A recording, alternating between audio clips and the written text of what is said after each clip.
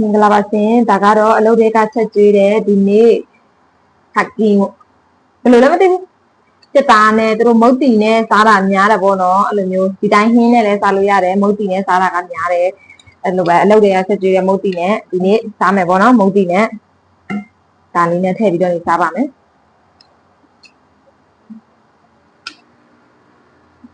ကျွန်မကအကြက်မုတ်များကြိုက်တဲ့လူဆိုတော့အကြက်မုတ်လေးထည့်စားပါမယ်ရှင်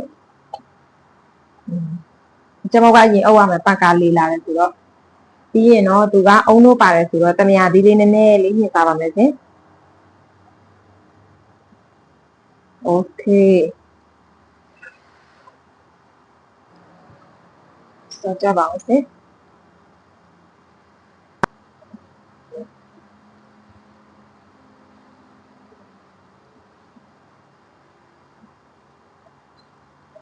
ကြောက်ပြုံဒီနဲ့စက်သားနဲ့ချက်တဲ့ထိုင်းမုတ်တီပါရှင်ကြောက်ပြုံဒီအေးလေးတွေနဲ့ဆယ်ကောင်း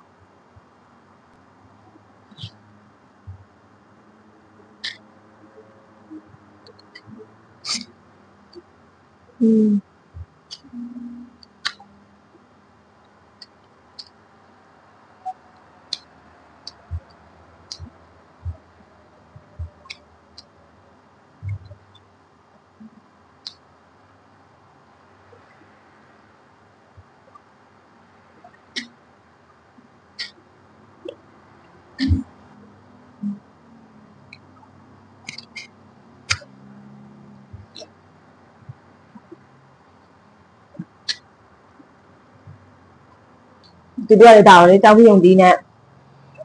အရေးအဖြူဆိုရင်လည်းမျိုးစိန်နဲ့ချက်လာတော့ဆက်ပါလေညီမမျိုးဒီပါဆက်တဲ့ဆိုတော့ပို့ချိုး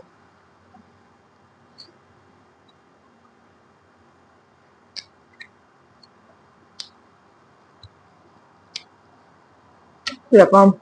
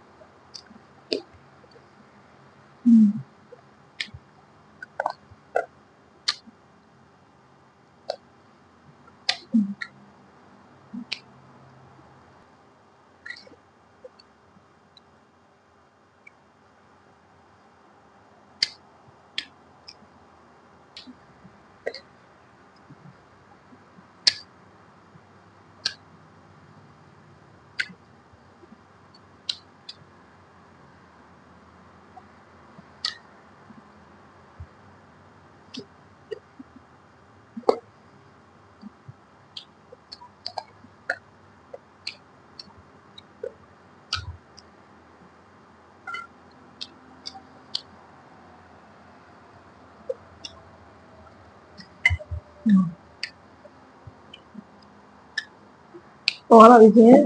ဒီနေ့ရတယ်ဒီလောက်ပါပဲ